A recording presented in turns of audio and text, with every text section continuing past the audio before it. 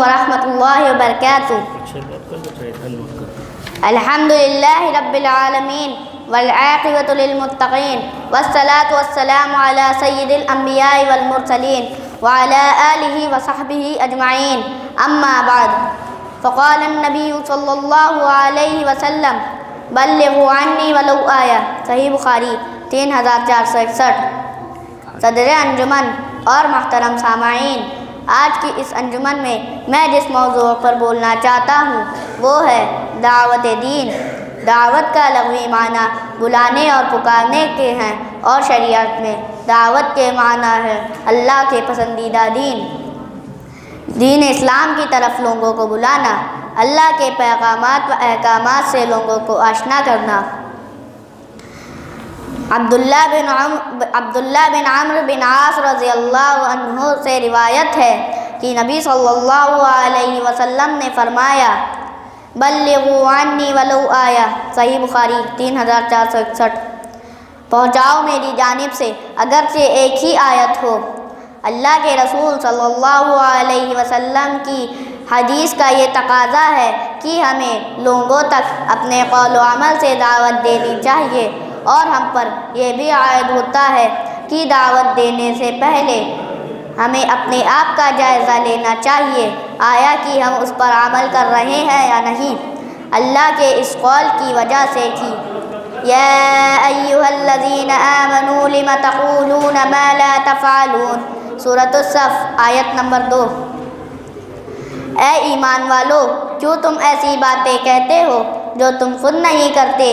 میرے بھائیوں، دعوت کا عمل بہت ضروری ہے، کیونکہ نبی صلی اللہ علیہ وسلم نے اس کو پوری زندگی اپنایا۔ چنانچہ ہم کہہ سکتے ہیں کہ دعوت ہماری زندگی کا ایک اہم جز ہے۔ معلوم ہوتا ہے کہ اگر داعی جو کہیں اور خود اس پر عمل نہ کرے تو عام انسانوں پر الٹا اثر پڑے گا، اور داعی کے لیے سب سے اہم بات کہ وہ بلند اخلاق پر فائز ہو۔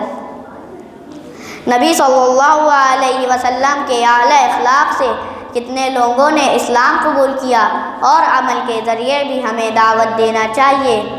جیسا کہ ابو بکر رضی اللہ عنہ جب تلاوت کرتے تو مشرکین اس سے متاثر ہوتے تھے۔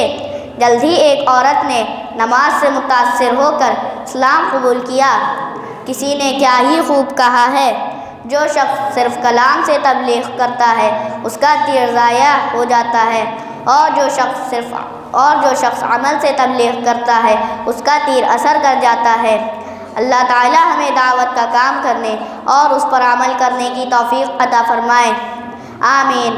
وآخر دعوانا ان الحمد للہ رب العالمین۔ السلام علیکم ورحمۃ اللہ وبرکاتہ۔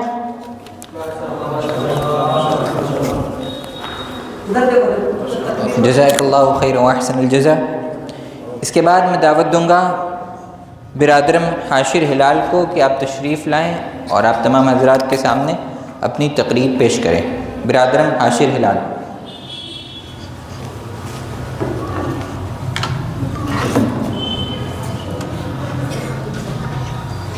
السلام علیکم ورحمۃ اللہ وبرکاتہ۔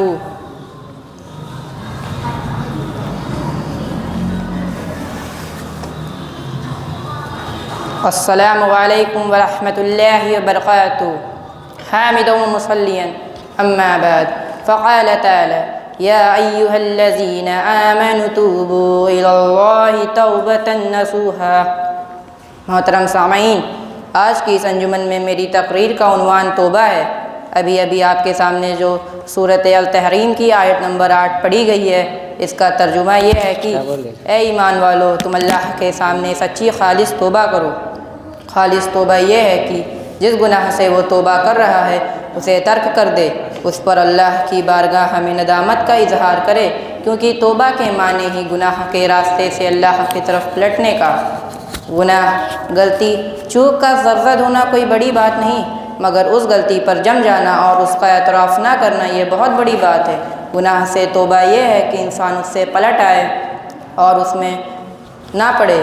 میرے بھائیوں، جس طرح گندگی میں رہنے سے کپڑے میلے ہو جاتے ہیں اور اسے پھر صاف کرنے کے لیے صابن اور پانی سے دھلنا ضروری ہوتا ہے، اسی طرح اللہ کی نافرمانی سے دل میلا ہو جاتا ہے اور روح کمزور پڑ جاتی ہے، دل کا میل ندامت کے آنسوؤں سے دھلتا ہے اور روح کو اللہ کی فرما برداری سے طاقت ملتی ہے۔ توبہ کرنے سے انسان کو سکون ملتا ہے۔ توبہ و استغفار کرنے سے اللہ تعالیٰ بارش نازل فرماتا ہے اور اللہ تعالیٰ ایسی جگہ سے رزق فراہم کرتا ہے جہاں سے اسے امید بھی نہیں ہوتی ہے۔ اللہ تعالیٰ کسی ایسے شخص کی توبہ قبول نہیں کرتا جو اسلام لانے کے بعد پھر سے اپنے آپ کو کفر کے حوالے کر دے۔ چنانچہ اللہ تعالیٰ فرماتا ہے کہ إِلَّا مَن تَابَ وَآمَنَ وَعَمِلَ عَمَلًا صَالِحًا فَأُولَئِكَ يُبَدِّلُ اللَّهُ سَيِّئَاتِهِمْ حَسَنَاتٍ، سورہ الفرقان آیت نمبر 70۔ مگر جو توبہ کریں اور ایمان لائیں اور نیک کام کریں تو ایسے لوگوں کے گناہوں کو اللہ تعالیٰ نیکیوں میں بدل دے گا۔ اسلامی بھائیوں، بندہ کتنا بھی گناہ کرے لیکن اسے گناہ پر شرمندگی ہو جائے اور اس کا اعتراف کرے اور اس گناہ کو کبھی نہ کرنے کی قسم کھا لے تو اللہ تعالیٰ اس کے تمام گناہوں کو معاف کر دیتا ہے۔ ہمارے نبی صلی اللہ علیہ وسلم معصوم الخطا تھے، پھر بھی نبی صلی اللہ علیہ وسلم دن میں 100 مرتبہ توبہ کیا کرتے تھے۔ تو بتائیے، ہم تو گناہ کے پتلے ہیں، ہم سے کتنی غلطیاں سرزد ہوتی ہیں؟ کیا ہم ان گناہوں سے توبہ کرتے ہیں؟ ہمارا حال تو یہ ہے کہ ہمیں احساس بھی نہیں ہوتا ہے کہ ہم نے اتنا بڑا گناہ کیا ہے۔ اللہ تعالیٰ سے دعا ہے کہ ہم سب کو اتحاد ملت پر قائم رہنے کی توفیق عطا فرمائیں، آمین۔ وآخر دعوانا الحمد للہ رب العالمین۔ السلام علیکم ورحمۃ اللہ وبرکاتہ۔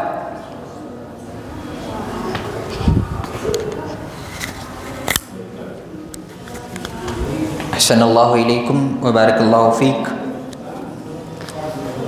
اللہ رب العالمین سے دعا ہے کہ ان بچوں کو ان کے والدین کے لیے وہ صدقہ جاریہ بنائے، کیونکہ ان کے والدین کی محنت اور کاوشی ہے کہ جس کے نتیجے میں ان لوگوں نے اس بہترین کارکردگی کا مظاہرہ فرمایا۔ کیونکہ آج کے دور میں، آج کے ماحول میں اپنے بچوں کو بھلے ہی چند وقت کے لیے بھی دینی تعلیم میں ڈالنا ایک بڑی قربانی ہے۔ آج والدین کے اوپر جس قدر پریشر ہے اپنے بچوں کو زیادہ سے زیادہ دنیاوی بنانے کا، زیادہ سے زیادہ دنیا پرست بنانے کا، ان تمام پریشر اور ان تمام سوسائٹی کے رجحان کے باوجود ان بچوں کے والدین قابل مبارکباد ہیں کہ ان تمام چیزوں کے باوجود بھی انہوں نے اپنے بچوں کو دینی تعلیم میں لگایا اور ان کی تعلیم کا اہتمام کیا، ان کی تعلیم کے وقت کی پابندی کی اور ہر طرح سے، ہر وسائل اور ذرائع سے ان بچوں کی تعلیم میں ان کی مدد کی۔ اور اللہ رب العالمین سے یہ بھی دعا ہے کہ ان بچوں کو اپنے والدین کے لیے ذخیرہ آخرت بنائے، ان کے ذریعے انہیں زیادہ سے زیادہ نیک اعمال ان کے والدین تک بھی پہنچائے اور ان کو نیک اور صالح اولاد میں بنائے، تاکہ یہ اپنے والدین کے لیے، اپنے سماج کے لیے، اپنے خاندان اور معاشرے کے لیے ایک بہترین آئیڈیل اور نمونہ ثابت ہوں۔ اللہ رب العالمین سے دعا ہے کہ اس مجلس کو قبول فرمائے اور ان کے اساتذہ کی محنت کو بھی اللہ رب العالمین قبول فرمائے کہ جنہوں نے ان بچوں پر دن رات محنت کری، انہیں تیار کیا اور انہیں نکھارا۔ یقیناً اساتذہ کی محنت کے بغیر یہ کارکردگی ممکن نہ تھی، اور اللہ رب العالمین کی توفیق سے ان کے اساتذہ نے بڑی محنت کری ان بچوں پر۔ اللہ رب العالمین ان سب لوگوں کو اور جو بھی لوگ ان بچوں کی تعلیم میں کسی بھی طرح سے شامل ہیں انہیں اللہ رب العالمین جزائے خیر عطا فرمائے، آمین۔ اور اسی کے ساتھ میں اس بزم کے اختتام کا اعلان کرتا ہوں۔ والسلام علیکم ورحمۃ اللہ وبرکاتہ۔